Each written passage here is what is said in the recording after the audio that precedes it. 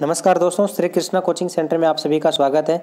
दोस्तों, रीट से संबंधित हम चर्चा कर रहे थे और रीट का जो कंप्लीट परफॉर्मा 70 डेज का जो प्लान है वो हमने आपके साथ में शेयर किया था। उसका आज पहला दिन है। उस प्लान में मैंने बताया था कि यहाँ पर 3 तारीख से इस शेड्यूल को जारी करेंगे और 3 तारीख यानी कि आज संडे के दिन एक ही क्लास होगी, है ना। वैसे आज एक क्लास है, ज्योग्राफी की क्लास है, और कल से यानी कि 4 तारीख से 4 जनवरी से प्रतिदिन 2 क्लासें होंगी। एक ज्योग्राफी कंप्लीट चलती रहेगी और दूसरी कोई लैंग्वेज की क्लास होगी, जैसे हिंदी की क्लास होगी स्टार्ट, ठीक है। हिंदी और एक ज्योग्राफी डेली 2 क्लासें कंप्लीट हो गई, ठीक है। और इसी से करते हुए अपन कंप्लीट जनवरी में दोनों लैंग्वेज हिंदी और संस्कृत और एक ज्योग्राफी को कंप्लीट कर लेंगे, ठीक है। वो कंप्लीट शेड्यूल मैंने डाल रखा है, वो आप देख सकते हैं वहाँ से। तो आज पहली क्लास है ज्योग्राफी की। कुछ बच्चे कमेंट कर रहे थे कि सर वो साइकोलॉजी आपने रोक दी, है ना। एक साइकोलॉजी मैंने बंद कर रखी अभी, और एक हिस्ट्री सर वो दिसंबर तक कंप्लीट हो जानी चाहिए थी। बिल्कुल मैंने ऐसे ही कहा था कि साइकोलॉजी और हिस्ट्री को अपन दिसंबर तक कंप्लीट कर लेंगे, लेकिन दोस्तों किसी कारणवश वो कंप्लीट नहीं हो पाई है। तो आप टेंशन बिल्कुल मत लें, इसमें बिल्कुल फेरबदल नहीं किया जाएगा। 70 दिन में ही कंप्लीट कोर्स होगा। और ये हिस्ट्री और साइकोलॉजी जो बच रही है, ये संडे या सैटरडे जब भी मैं बीच बीच में करके उसी सीरियल क्रम में प्ले लिस्ट में मैं डाल दूंगा, ठीक है। इस बात की आप बिल्कुल टेंशन मत लें। चलिए स्टार्ट करते हैं पहली क्लास को। आज की क्लास में दोस्तों हम पढ़ेंगे वायुमंडल को, ठीक है। तो चलिए स्टार्ट करते हैं। पृथ्वी की उत्पत्ति के बाद तीनों मंडलों का विकास हुआ: वायुमंडल, जलमंडल, स्थलमंडल, ठीक है। एक मंडल होता है जैव मंडल, यह सिलेबस में दे रखा है, इसको अलग से भी पढ़ेंगे अपन। यह वह संक्रमण क्षेत्र होता है जहां ऑक्सीजन की उपस्थिति के कारण जीवन पाया जाता है, ठीक है। जैसे इसमें डायग्राम में आप देख सकते हैं, ये वायुमंडल है, ये जलमंडल है, स्थलमंडल है। इन तीनों के बीच में एक ऐसा मंडल दिख रहा होगा जो तीनों का कंबाइंड है, यानी कि वायु भी पाई जाएगी, जल भी पाया जाएगा, स्थल भी पाया जाएगा। ऐसे मंडल को अपन कहते हैं जैव मंडल। दोस्तों, एक छोटा सा कॉन्सेप्ट है इसके पीछे, मैं उसकी भी चर्चा कर लेता हूँ कि पृथ्वी की उत्पत्ति के बाद में तीनों मंडलों का निर्माण कैसे हुआ। तो सबसे पहले बात तो यह है कि पृथ्वी की उत्पत्ति कैसे हुई। तो सबसे पहले मैं वैसे शॉर्ट में बता देता हूँ। ये मान लीजिए सूर्य है, ठीक है। 4.5 बिलियन वर्ष पूर्व यहाँ से एक तारा गुजरा, ठीक है। इस तारे का गुरुत्वाकर्षण इतना ज़्यादा था कि सूर्य का एक टुकड़ा यहाँ से अलग होकर गुरुत्वाकर्षण के कारण इसके पीछे पीछे हो लिया, ठीक है। बाद में जैसे ही तारा गुजर गया तो इसी दिशा में ये रोटेट होता हुआ सूर्य के चारों ओर परिक्रमा करने लग गया। कौन करने लग गया? ये टूटा हुआ, इससे अलग हुआ जो टुकड़ा था सूर्य का। बाद में क्या हुआ कि ये जो टुकड़ा है छोटे छोटे 7 भागों में डिवाइड हो गया, और इन्हीं 7 भागों से ग्रहों का निर्माण हुआ। किसका निर्माण हुआ?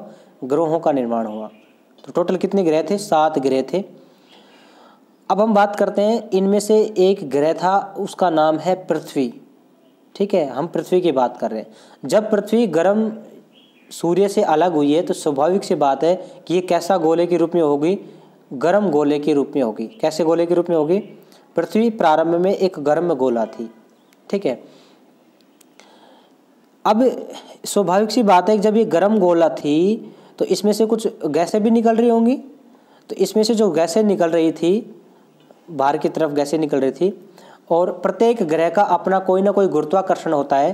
तो इसी के गुरुत्वाकर्षण के कारण ये जो गैसें हैं इसी के चारों ओर में फैल गई।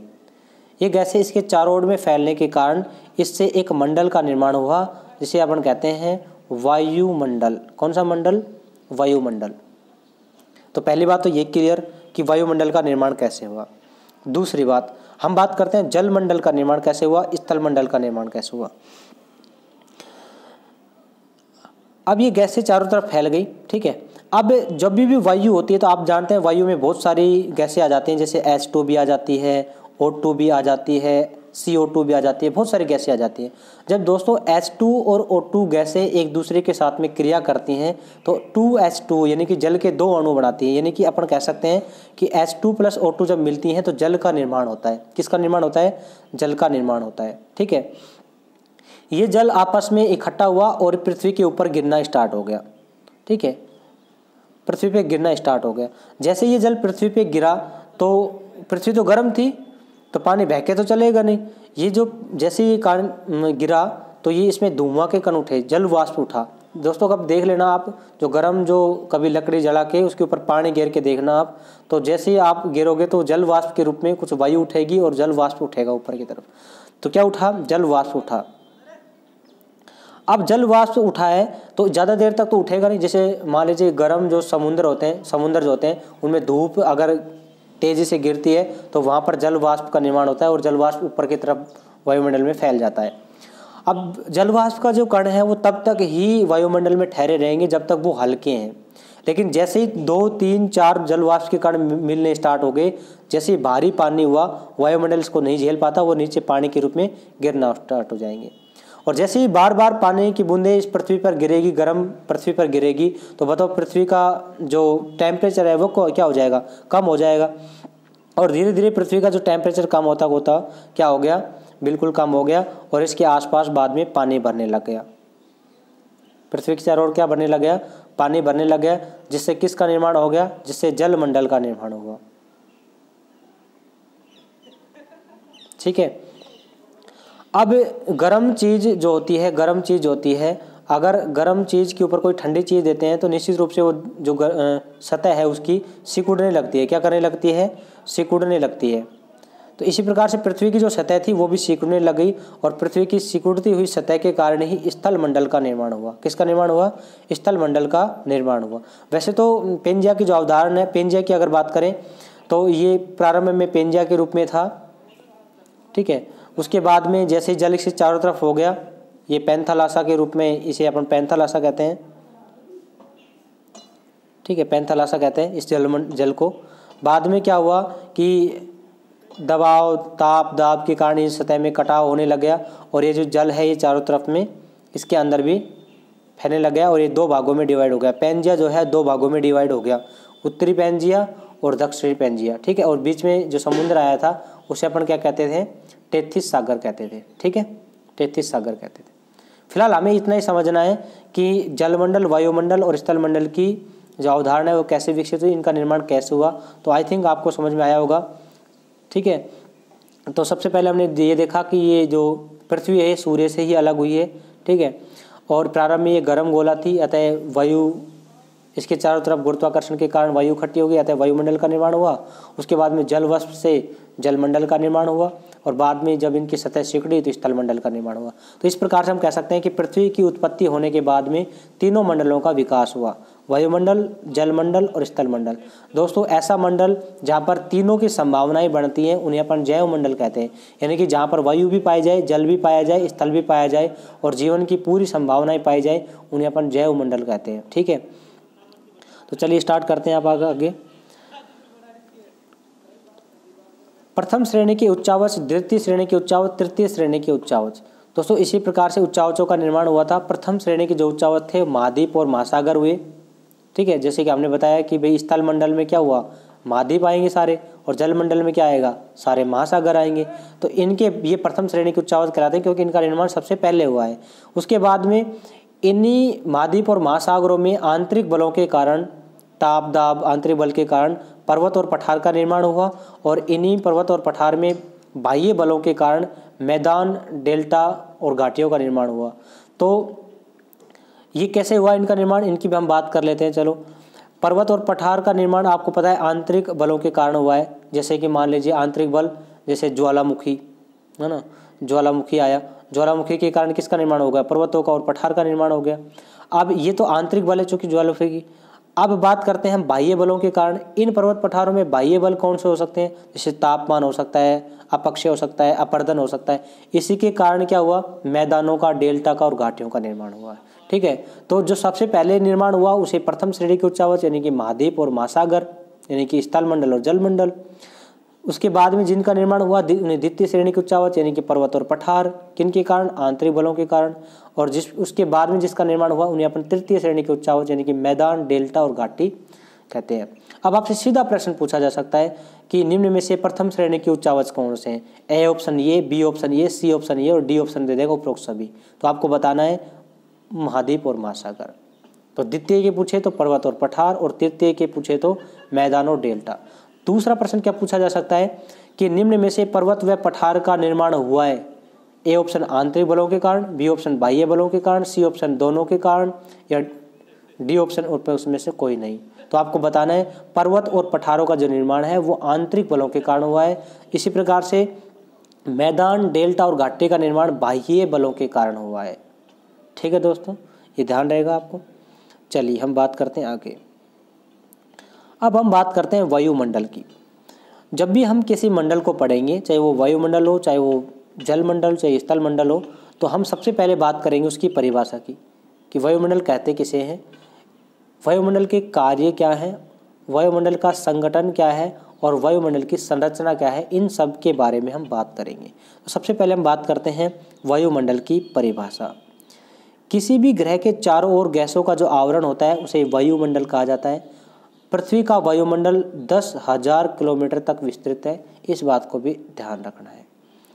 वायुमंडल के कार्य की बात करें तो वायुमंडल में विभिन्न गैसें पाई जाती हैं, पहली बात, जो कि जीवन के लिए आवश्यक होती हैं। विभिन्न प्रकार की गैसें पाई जाती हैं। ठीक है, वायुमंडल में जल वाष्प पाया जाता है। और सीधा प्रश्न पूछा जा सकता है कि वायुमंडल में कुल कितना जल वाष्प पाया जाता है, तो 0.4% जल वाष्प पाया जाता है, या 0 से 4 वर्ष सॉरी।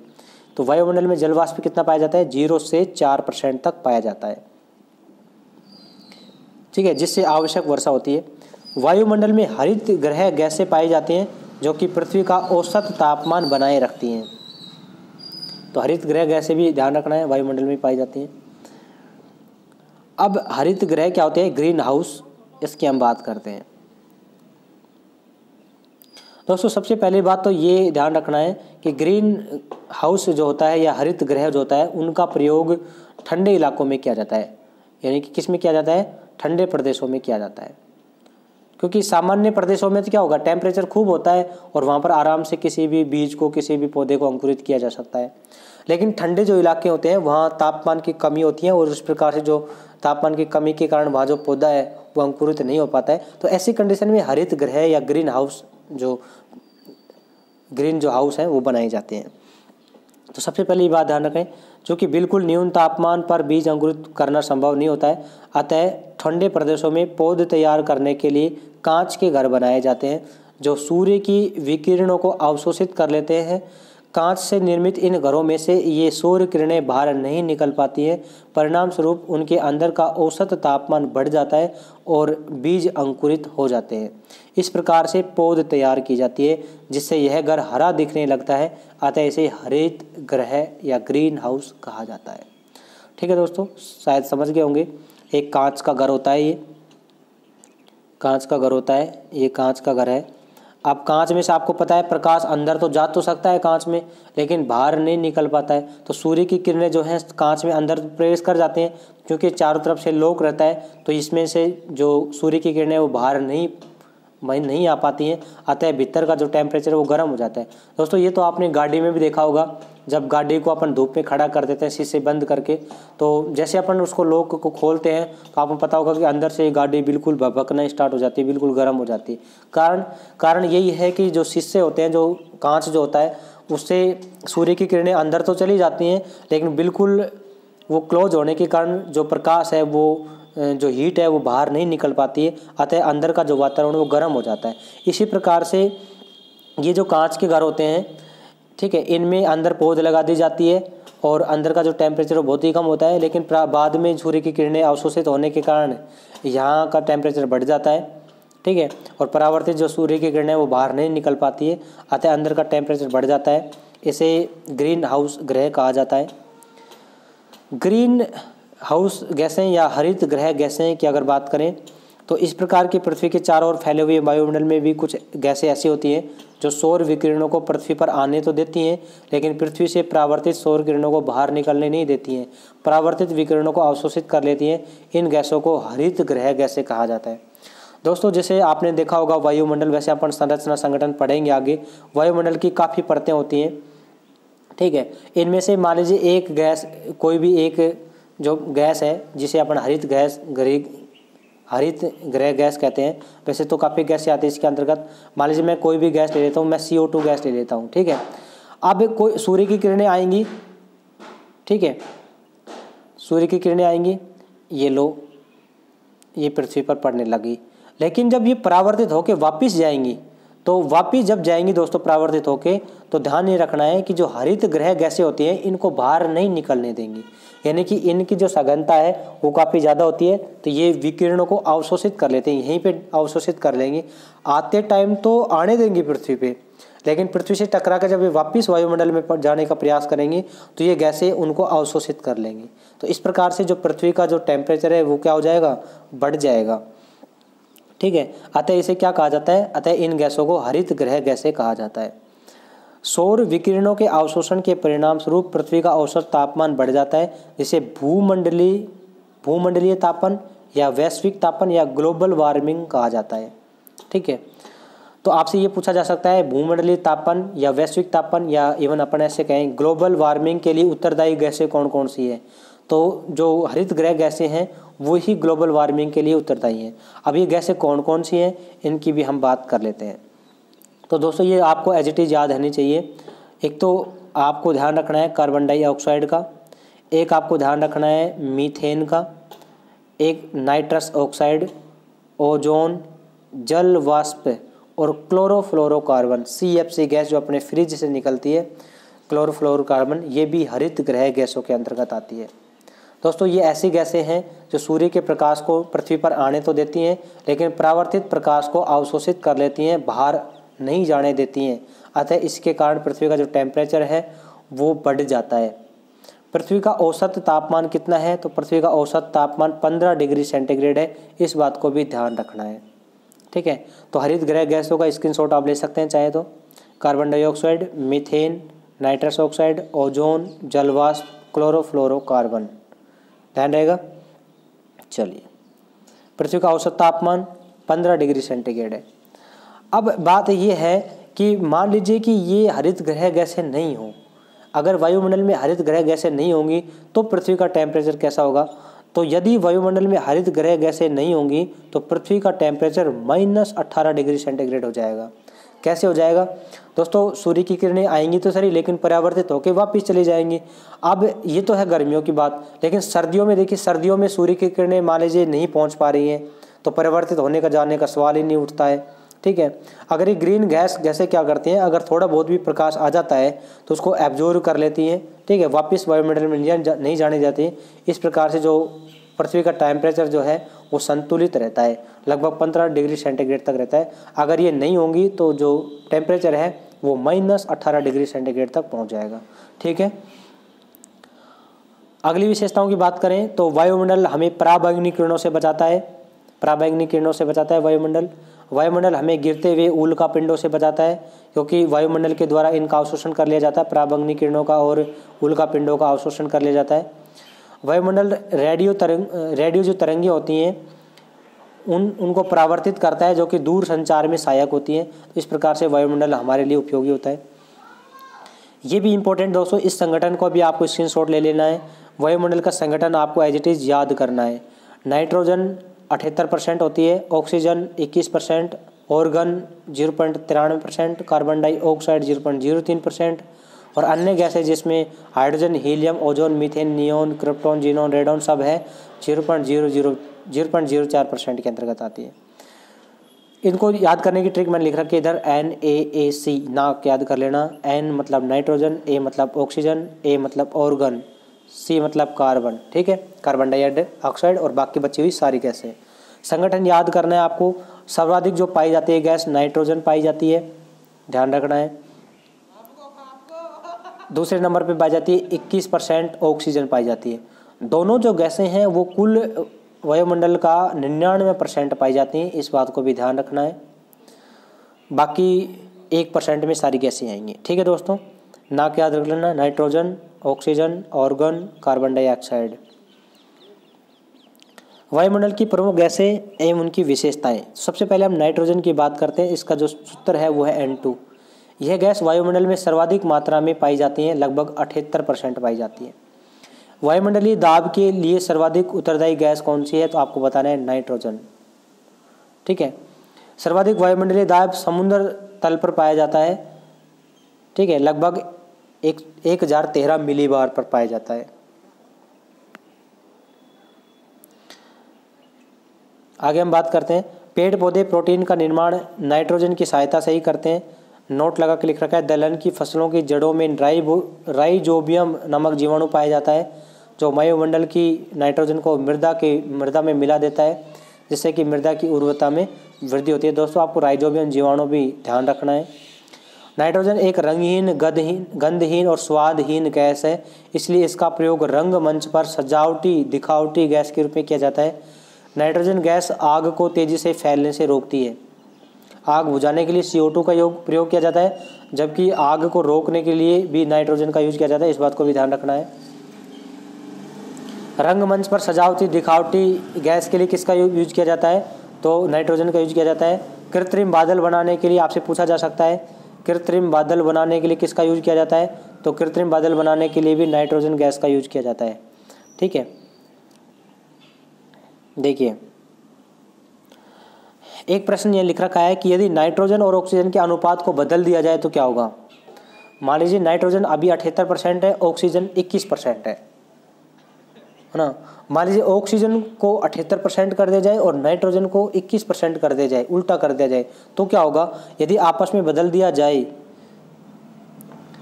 तो इससे वनों में यदि आग लगेगी तो उसे बुझा पाना मुश्किल हो जाएगा, क्योंकि आग लगाने वाली गैस कौन सी है? O2 है, सर्वाधिक है ना। O2 है, O2 की मात्रा अधिक अगर हो जाएगी, ऑक्सीजन की मात्रा अधिक हो जाएगी तो आग पर काबू पाना नामुमकिन हो जाएगा, आग बुझाने से रोका नहीं जाएगा। और दूसरी बात क्या है, आग को रोकने वाली गैस क्या है? नाइट्रोजन है, और नाइट्रोजन की कमी हो जाएगी।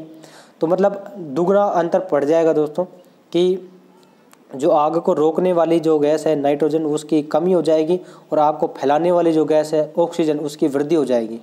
तो ऐसी कंडीशन में ये ध्यान रखें कि अगर वनों में आग वगैरह भी लग जाती है तो उसको काबू पाना मुश्किल हो जाएगा। ठीक है, दूसरी बात करते हैं ऑक्सीजन की। यह वायुमंडल में पाई जाने वाली दूसरी सर्वाधिक गैस है। ऑक्सीजन जीवनदायिनी गैस है, यह आग जलाने में सहायक होती है। जीव जंतु ऑक्सीजन की सहायता से भोजन का ऑक्सीकरण करके ऊर्जा प्राप्त करते हैं।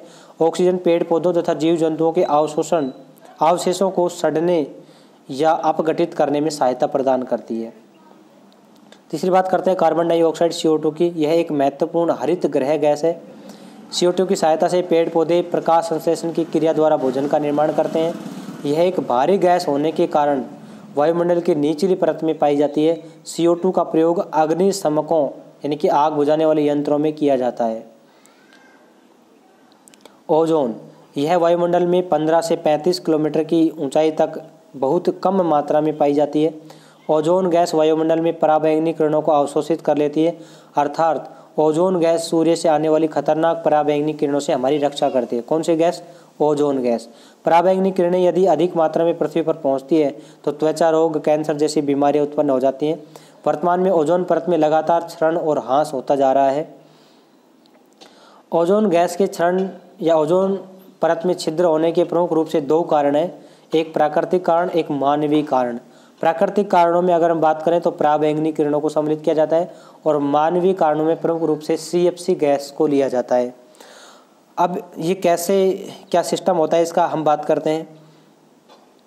देखिए, ये मान लीजिए सूरज है, सूर्य से पराबैंगनी किरणों के कारण दिन के समय की बात कर रहे हैं। दिन के समय में वायुमंडलीय ओजोन गैस नवजात ऑक्सीजन व ऑक्सीजन के अणुओं में विभक्त हो जाती है। कौन सी गैस? Ozone gas. वायुमंडल की जो ओजोन गैस है वो दिन में किस में विभक्त हो जाती है? नवजात ऑक्सीजन व ऑक्सीजन में विभक्त हो जाती है। यानी कि जो O3 है दोस्तों, देखिए समझिए, O3 जो है, ओजोन जो है वो 2 भागों में विभाजित हो जाती है दिन में, एक O और एक O2। O मतलब नवजात ऑक्सीजन, O2 मतलब ऑक्सीजन का एक अणु, इसमें विभक्त हो जाती है। किसकी समय की बात कर रहा हूँ मैं? दिन के समय की बात कर रहा हूँ। ठीक है, लेकिन रात्रि के समय में नवजात ऑक्सीजन व ऑक्सीजन के अणु पुनः जुड़कर ओजोन गैस बना लेते हैं, लेकिन इस प्रक्रिया के दौरान संपूर्ण रूप से पुनः ऑक्सीजन नहीं बन पाती है, क्योंकि कुछ जो अणु हैं वो अवशोषित हो जाते हैं एवं O2 के कुछ अणु अन्य अणुओं के साथ में क्रिया कर लेते हैं। अब वैसे तो बात करें अगर मानवीय कारक की, तो देखिए इसमें मानवीय कारक में सबसे जो बड़ा इश्यू है वो क्लोरोफ्लोरोकार्बन का है। ठीक है, क्लोरोफ्लोरोकार्बन का है।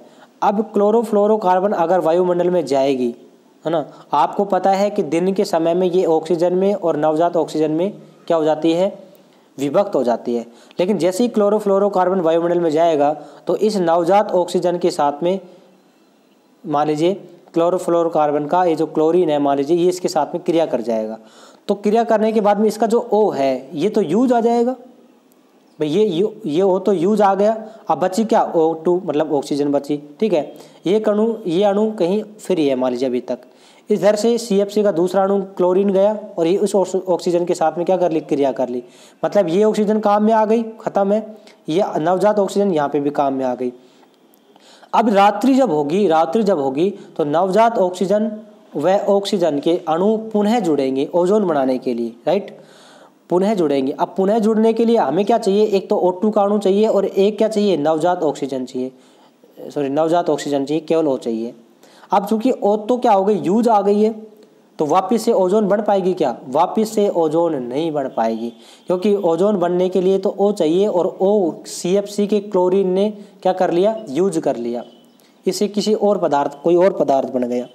ठीक है, तो इस प्रकार से ओजोन जो है वो नहीं बन पाती है, वापस से नहीं बन पाती है। तो जब ओजोन वापस से नहीं बन पाएगी तो ओजोन की परत बनेगी क्या, बताओ, नहीं बनेगी, क्योंकि ओजोन गैस इकट्ठी होने से ही तो ओजोन गैस बनती है, ओजोन परत बनती है। ये ओजोन परत नहीं बनेगी। जब ओजोन ही नहीं बनेगी तो ओजोन परत भी नहीं बनेगी, अतः ओजोन परत का क्या हो जाएगा, क्षरण हो जाएगा, ओजोन परत का क्षरण हो जाएगा। तो आप देख सकते हैं कि क्लोरोफ्लोरो जो कार्बन है ये ओजोन परत का क्षरण कैसे करती है। ठीक है, समझ गए। चलिए हम बात करते हैं। CFC जो गैस है, क्लोरोफ्लोरोकार्बन जो गैस है, शीतलकों यानी कि AC, फ्रिज यानी कि रेफ्रिजरेटर आदि से उत्पन्न होती है। -500 डिग्री सेंटीग्रेड तापमान पर CFC गैस से क्लोरीन गैस अलग होने लगती है, जो नवजात ऑक्सीजन के साथ में मिलकर क्लोरोक्साइड बनाती है। अतः रात्रि के समय पुनः ऑक्सीजन ओजोन नहीं बन पाती है। इस प्रकार मानव द्वारा उत्पन्न CFC गैस ओजोन परत के क्षरण में उत्तरदायी होती है। एक CFC का अणु ओजोन के 1 लाख अणुओं को तोड़ने में सक्षम होता है। दोस्तों देखिए कितनी हानिकारक गैस है। अगर क्लोरोफ्लोरोकार्बन का एक अणु भी आपने अगर वायुमंडल में फैलाया है तो वायुमंडल में से वो 1 लाख जो ओजोन के अणु है उनको तोड़ देगा। कितनी तेजी के साथ में ओजोन परत का क्षरण हो रहा है इसका अपन अंदाजा भी नहीं लगा सकते। ठीक है, इसी चिंता को व्यक्त करते हुए 1987 में कनाडा के एक शहर मॉन्ट्रियल में 16 सितंबर 1987 को विश्व ओजोन सम्मेलन का आयोजन किया गया। दोस्तों ये विश्व ओजोन सम्मेलन जो है वो 16 सितंबर सन 1987 को किया गया था। इसी वजह से 16 सितंबर को विश्व ओजोन दिवस मनाया जाता है। 22 अप्रैल 1992 दो तिथि याद करनी है, एक तो ध्यान रखनी है 1987 कनाडा के मॉन्ट्रियल में विश्व का ओजोन सम्मेलन स्थापित किया गया था और 16 सितंबर के दिन ओजोन दिवस मनाया जाता है। ठीक है, 22 अप्रैल 1982 को ब्राज़ील के एक शहर रियो डी जेनेरियो में पृथ्वी सम्मेलन का आयोजन किया गया और इसी कारण 22 अप्रैल को कौन सा दिवस मनाया जाता है, पृथ्वी दिवस मनाया जाता है। अब हम बात करते हैं आगे methane gas CH4। Methane gas को हरित गृह गैस, बायोगैस, गोबर गैस, मार्स गैस या धान के खेतों की गैस भी कहा जाता है। तो जब भी प्रश्न आता है मीथेन गैस के इसके उपनामों से संबंधित आते हैं तो इनको ध्यान रखना है। हाइड्रोजन गैस की बात करें तो ब्रह्मांड में सर्वाधिक मात्रा में पाई जाने वाली जो गैस है वो कौन सी है, हाइड्रोजन गैस है ब्रह्मांड में। ठीक है, वायुमंडल में कौन सी पाई जाएगी, तो वायुमंडल में पाई जाएगी नाइट्रोजन और ब्रह्मांड में पाई जाएगी तो कौन सी पाई जाएगी, ध्यान रखना हाइड्रोजन पाई जाएगी। ब्रह्मांड में सर्वाधिक मात्रा में पाई जाने वाली गैस हाइड्रोजन, वायुमंडल में सर्वाधिक मात्रा में पाई जाने वाली गैस नाइट्रोजन। यह वायुमंडल की सबसे हल्की गैस है, हाइड्रोजन की बात हो रही है। हाइड्रोजन गैस को भविष्य का ईंधन कहा जाता है। ठीक है, सभी तारों के ऊर्जा का स्रोत हाइड्रोजन है, इससे भारी मात्रा में ऊर्जा निकलती है, लेकिन अभी हमारे पास में कोई ऐसी टेक्निक अवेलेबल नहीं है जो इस ऊर्जा का उपयोग कर सके, लेकिन भविष्य में ऐसी तकनीक विकसित हो सकती है। अतः हाइड्रोजन को क्या कहा जाता है, भविष्य का ईंधन कहा जाता है। अगली बात करते हैं हीलियम गैस। ब्रह्मांड में दूसरे स्थान पर सर्वाधिक मात्रा में पाई जाने वाली गैस हीलियम है। दोस्तों फिर से ध्यान दे लेना है, वायुमंडल में दूसरे स्थान पर सबसे अधिक मात्रा में गैस कौन सी है? ऑक्सीजन है 21%। और पहले नंबर पर कौन सी है? नाइट्रोजन है 78%। लेकिन ब्रह्मांड में पहले स्थान पर कौन सी है? वो है हाइड्रोजन गैस। और दूसरे स्थान पर कौन सा है? वो है हीलियम गैस, राइट। चलिए, वायुमंडल की दूसरी सबसे हल्की गैस हीलियम है। वायुमंडल की दूसरी सबसे हल्की गैस हीलियम है। हल्की गैस की बात हो रही है, ठीक है। अक्रिय गैसों में सबसे हल्की गैस हीलियम है, इसलिए इसका प्रयोग हवाई जहाज के टायरों में पर्यटक गुब्बारों के रूप में किया जाता है। पर्यटन के गुब्बारे जो होते हैं उनमें भी हीलियम गैस भरी जाती है, और हवाई जहाज के जो टायर होते हैं उसमें भी हीलियम गैस भरी जाती है, क्योंकि ये काफ़ी क्या होती है? हल्की होती है। और दूसरी इसकी खासियत ये भी होगी कि ये अक्रिय गैस होती है, कोई क्रिया भी नहीं करती है। अब दोस्तों वैसे भी आप जानते हैं कि हाइड्रोजन जो गैस है वो हीलियम गैस की तुलना में हल्की होती है, लेकिन फिर भी इसका उपयोग जो है वो किस में नहीं किया जाता? गुब्बारों में नहीं किया जाता, और हवाई जहाज की जो टायर है उसमें नहीं किया जाता। क्यों नहीं किया जाता हाइड्रोजन का? क्योंकि हाइड्रोजन एक क्रियाशील गैस है। कैसी गैस है? क्रियाशील गैस है। तो ये जब भी किसी दूसरी वायु के संपर्क में आ जाएगी तुरंत क्रिया कर जाएगी, ठीक है। जैसे H2 अगर O2 के संपर्क में आ गई तो क्या बना लेगी? बताओ, जल बना लेगी, तो क्रियाशील गैस है। लेकिन हीलियम जो गैस है दोस्तों, हीलियम गैस का प्रयोग है गुब्बारों में किया जाता है और हवाई जहाज के टायरों में किया जाता है। क्यों किया जाता है? क्योंकि हीलियम गैस क्या है? अक्रिय गैस है और सबसे हल्की गैस है। अक्रिय गैसों में सबसे हल्की गैस कौन सी है? हीलियम है, ठीक है। हीनी आर कर जीरन से आप याद रख सकते हैं, हीनी आर कर जीरन, हीनी आर कर जीरन। Helium, neon, argon, krypton, xenon, radon, ये सारी जो गैसें हैं कैसी हैं? अक्रिय गैसें हैं। वायुमंडल में सर्वाधिक मात्रा में विद्वान अक्रिय गैस कौन सी है? तो आपको ध्यान रखना है ऑर्गन। और सबसे हल्की गैस कौन सी है? तो सबसे हल्की गैस है हाइड्रोजन। और अक्रिय गैसों में सबसे हल्की गैस कौन सी है? तो आपको बताना है हीलियम, राइट। चलिए, रेडोन गैस, वायुमंडल की सबसे भारी गैस कौन सी है? तो आपको बताना है रेडोन गैस। वायुमंडल की सबसे भारी गैस है रेडोन। रेडोन गैस मृदा में पाई जाती है, क्योंकि दोस्तों सबसे भारी गैस होगी तो नीचे पाई जाएगी, स्वाभाविक की बात है। तो मृदा में पाई जाती है ये रेडोन गैस। नोट लगा के लिख रखा है, अत्यधिक भारी गैस होने के कारण ये सामान्यतः वायुमंडल में नहीं पाई जाती है और धीरे धीरे मृदा में मिल जाती है। यदि भूमि में कोई हलचल उत्पन्न होती है तो रेडोन गैस मृदा से बाहर उछलकर पृथ्वी की सतह के आसपास वायुमंडल में आ जाती है। अर्थात रेडोन गैस का अचानक वायुमंडल में बढ़ जाना भूकंप का संकेत माना जाता है। अगर भूकंप की अगर तीव्रता की बात करें तो भूकंप अगर तीव्र है तो वैसे महसूस भी हो जाता है, लेकिन किसी इलाकों में अगर भूकंप बहुत हल्की मात्रा में आया है तो ये पता लगाया जाता है कि इस भूकंप का जो क्षेत्र था वो वहाँ तक था। ये कैसे पता लगाया जाता है? ये रेडोन गैस से पता लगाया जाता है। उस इलाके की जो पृथ्वी पर जो रेडोन गैस है उसकी मात्रा पता कर ली जाती है। अगर वहाँ की मात्राएं बढ़ रही हैं अपेक्षाकृत तो समझ लेना कि वहाँ पर भूकंप के आसार थे, ठीक है। अब वायुमंडल की संरचना की बात करते हैं, ये सबसे इंपॉर्टेंट है, इसको भी ध्यान में रखना है आपको। वायुमंडल को मुख्य रूप से दो भागों में डिवाइड किया गया है, सममंडल और विषम मंडल, ठीक है। सममंडल जो है वो 0 से 90 किलोमीटर तक है और विषम मंडल है वो 90 से लेकर 10,000 किलोमीटर तक है। सममंडल में क्षोभ मंडल, समताप मंडल, मध्य मंडल 3 परतें आती हैं, जबकि विषम मंडल में आयन मंडल और बहिर्मंडल आते हैं, ठीक है। इन सब की स्ट्रक्चर को मैं यहाँ शो कर रहा हूँ, थोड़ा सा ध्यान से देखना है। देखिए सबसे पहले मान लीजिए ये पृथ्वी है, और इसके ऊपर ये परतें हैं, ठीक है। सबसे पहली परत है क्षोभ मंडल, दूसरी है समताप मंडल, तीसरी है मध्य मंडल, चौथी है आयन मंडल और फिर है बहिर्मंडल, ठीक है। क्षोभ मंडल और समताप मंडल के बीच की जो सीमा है उसे क्षोभ सीमा कहते हैं। समताप मंडल और मध्य मंडल के बीच की सीमा को समताप सीमा, इसी प्रकार से आयन मंडल और मध्य मंडल की सीमा को मध्य सीमा और आयन मंडल व बहिर्मंडल की सीमा को आयन सीमा कहा जाता है। अगर हम बात करें इनकी तो 0 से लेकर 18 किलोमीटर तक अगर हम बात करें, और ध्रुवों से अगर हम बात करें तो 8 किलोमीटर तक, भूमध्य रेखा से बात करें तो 18 किलोमीटर तक, ध्रुवों से बात करें तो 8 किलोमीटर तक क्या फैली हुई है? क्षोभ मंडल फैला हुआ है। पहली सीमा है क्षोभ मंडल, ठीक है। पहला मंडल है क्षोभ मंडल। ये फैला हुआ है। अब ये जो क्षोभ मंडल है इसकी हम बात करते हैं। देखिए मैं थोड़ा जूम कर देता हूँ इसको। ये पृथ्वी है। अगर पृथ्वी की यहाँ से अपन ले लें, बिल्कुल 0 डिग्री से लें, यहाँ से ले अपन भूमध्य रेखा से लें, तो यहाँ से तो पड़ती है ये 18 किलोमीटर।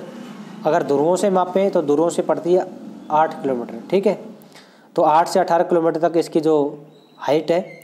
संपूर्ण मौसम संबंधी जो घटनाएं हैं दोस्तों वो क्षोभ मंडल में होती है। पहली बात तो ये नोट करें।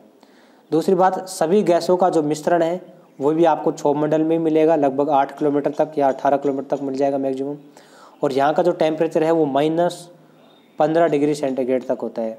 जैसे ही पृथ्वी से अपन अगर ऊपर की तरफ जाते हैं तो जैसे 165 किलोमीटर तक जाते हैं, तो 165 किलोमीटर तक जाते हैं तो 1 डिग्री जो टेम्परेचर है वो क्या हो जाता है, वो कम हो जाता है। और अगर सतह से नीचे जाएंगे, पृथ्वी की सतह से नीचे जाएंगे, तो जैसे अपन 32 किलोमीटर तक जाएंगे तो 1 डिग्री जो टेम्परेचर है वो क्या हो जाएगा, बढ़ जाएगा। तो इस बात को ध्यान रखना है। पृथ्वी से सतह से अगर नीचे की तरफ जा रहे हैं तो 32 किलोमीटर पे 1 डिग्री बढ़ेगा, और ऊपर की तरफ जा रहे हैं तो 165 किलोमीटर पे 1 डिग्री कम हो जाएगा। ठीक है, तो इसके बारे में ये भी ध्यान रखना है। संवहनी जो धाराएं होती हैं, इसको भी मैं नोट करा देता हूँ आपको। संवहनी जो धाराएं होती हैं जेट स्ट्रीम्स, वो कौन से मंडल में चलती हैं, तो वो चलती हैं क्षोभ मंडल में। कौन से में चलती हैं, क्षोभ मंडल में होती हैं। और जितनी भी मौसम संबंधी घटनाएं हैं, आंधी तूफान जो भी है, वो सारी मौसमी घटनाएं क्षोभ मंडल में होती हैं। ठीक है, इसके अलावा हम बात करते हैं समताप मंडल। हालांकि इनको अलग से पढ़ेंगे अपन। समताप मंडल की बात करें तो ये बिल्कुल शांत परत होती है। इसमें ओजोन परत अगर बात करें तो ओजोन परत जो होती है वो समताप मंडल का ही एक भाग होती है, जो 15 किलोमीटर से लेकर 35 किलोमीटर तक विस्तृत होती है। ये भी ध्यान रखना है। इसके अलावा टेम्परेचर थोड़ा सा बढ़ जाता है, हाइट क्योंकि बढ़ती है इस वजह से टेम्परेचर भी बढ़ता है। इसके बाद में आता है मध्यमंडल। मध्यमंडल में उल्कापिंड की घटनाएं सर्वाधिक होती हैं। ठीक है, सबसे ठंडी परत जो होती है वो मध्यमंडल ही होती है, क्योंकि इसका टेम्परेचर -100 डिग्री तक चला जाता है। इसके बाद में हम बात करें तो आयन मंडल। आयन मंडल में 2 चीज़ें ध्यान रखनी, एक तो अरोरा की घटनाएं। अरोरा की घटना किसमें होती हैं, आयन मंडल में होती हैं।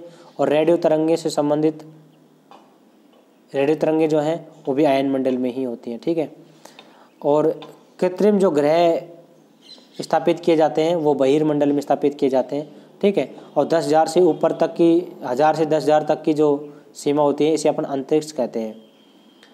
ठीक है, वैसे तो ये डायग्राम था, अभी अपन एक एक की बात करते हैं। डायग्राम को फिर से देख लीजिए एक बार। क्षोभ मंडल, समताप मंडल, मध्यमंडल, आयन मंडल और बहिर्मंडल। क्षोभ मंडल में एक तो ध्यान रखना है मौसम संबंधी घटनाएं, और एक गैसों का मिश्रण होता है, जेट स्ट्रीम से ही चलती हैं। समताप मंडल में बिल्कुल समान ताप रहेगा। वैसे तो ताप ऊंचाई के साथ में बढ़ता है, लेकिन यहाँ पर जो मौसम संबंधी घटनाएं वो बिल्कुल नहीं होती है, बिल्कुल शांत परत होती है। ये अतः यहाँ पर हवाई जहाज के लिए अनुकूल मानी जाती है। इसके बाद में मध्यमंडल, उल्कापिंड संबंधी जो घटनाएं मध्यमंडल में होती है, और सबसे ठंडी परत मध्यमंडल होती है। आयन मंडल में रेडियो तरंगे और अरोरा की जो घटनाएं होती हैं वो आयन मंडल में होती है, और कृत्रिम उपग्रह जो हैं वो बहिर्मंडल में स्थापित किए जाते हैं। राइट, चलिए आगे बढ़ते हैं। समताप मंडल, सममंडल की बात करते हैं। सबसे पहले सममंडल में मुख्य रूप से 3 मंडल आते हैं, 3 परतें आती हैं अपनी। पृथ्वी की सतह से 90 किलोमीटर तक की ऊंचाई तक गैसों का समान मिश्रण पाया जाता है, इसे सममंडल कहते हैं। सममंडल में 3 परतें आती हैं, क्षोभ मंडल, समताप मंडल और मध्यमंडल। इसके अलावा हम बात करें क्षोभ मंडल की तो संवहन मंडल भी कहा जाता है, क्योंकि संवहनी धाराएं इसमें प्रवाहित होती है क्षोभ मंडल में। संवहन मंडल, परिवर्तन मंडल या ट्रोपोस्फेयर कहा जाता है। दोस्तों इंग्लिश का नाम भी आपको ध्यान रखना है, ट्रोपोस्फेयर। यह वायुमंडल की सबसे निचली परत होती है। इसकी ऊंचाई ध्रुवों पर 8 किलोमीटर तथा भूमध्य रेखा पर 18 किलोमीटर होती है। ठीक है, ऐसा किस लिए होता है, तो ऐसा टेम्परेचर में भिन्नता के कारण होता है। पृथ्वी की सतह से 32 किलोमीटर तक की ऊंचाई तक 99% गैसों का आयतन पाया जाता है। सबसे अधिक गैसों का मिश्रण क्षोभ मंडल में पाया जाता है। तापमान की सामान्य ह्रास दर केवल क्षोभ मंडल में कार्य करती है। तापमान की सामान्य ह्रास दर केवल किस में काम करती है, क्षोभ मंडल में काम करती है। प्रत्येक 165 मीटर की ऊंचाई पर 1 डिग्री सेंटीग्रेड तापमान में कमी होती है ऊपर की तरफ जाने पर, और नीचे की तरफ जाने पर 32 किलोमीटर पर जाने के 1 डिग्री कम हो जाता है, मतलब बढ़ जाता है। सभी मौसमी घटनाएं क्षोभ मंडल में घटित होती हैं। क्षोभ मंडल की ऊपरी सीमा क्षोभ सीमा, जहाँ पर जेट धाराएं पाई जाती हैं। जेट धाराएं 350 किलोमीटर प्रति घंटे की रफ्तार से चलने वाली हवाएं होती हैं। इन्हें संवहनीय मंडल भी कहा जाता है, इसीलिए इसे संवहनीय मंडल भी कहा जाता है। किस कारण कहा जाता है? संवहनीय धारा चलने के कारण। सर्दियों में क्षोभ मंडल की ऊंचाई में कमी, जबकि गर्मियों में क्षोभ मंडल की ऊंचाई बढ़ जाती है। दूसरी बात करते हैं समताप मंडल। समताप मंडल की सीमा 50 किलोमीटर तक होती है। सबसे अधिक ओजोन गैस 90% ओजोन मंडल इसी में पाई जाती है, इसलिए इसे ओजोन मंडल भी कहा जाता है। इस मंडल में तापमान की सामान्य हद काम नहीं करती है, इस बात को ध्यान रखना है। इस मंडल में किसी भी प्रकार की मौसमी घटनाएं नहीं पाई जाती हैं, अतः ये एक शांत मंडल है, इसलिए ये वायुयानों के लिए भी क्या होता है? उपयोगी होता है। मध्य मंडल की बात करें तो मध्य मंडल की ऊंचाई 80 किलोमीटर तक होती है। मध्य मंडल में तापमान घटकर 100 डिग्री सेंटीग्रेड तक पहुंच जाता है, इसलिए वायुमंडल की सबसे ठंडी परत कहलाती है मध्य मंडल। उल्कापिंड की घटनाएं मध्य मंडल में ही पाई जाती हैं, इस बात को भी ध्यान रखना है। अब बात करते हैं विषम मंडल। विषम मंडल में 2 मंडल आते हैं, आयन मंडल और बहिर्मंडल। 90 किलोमीटर से ऊपर वायुमंडल में गैसें असमान रूप से पाई जाती हैं, यानी कि विषमता लिए होते हैं, अतः इसे विषम मंडल कहा जाता है।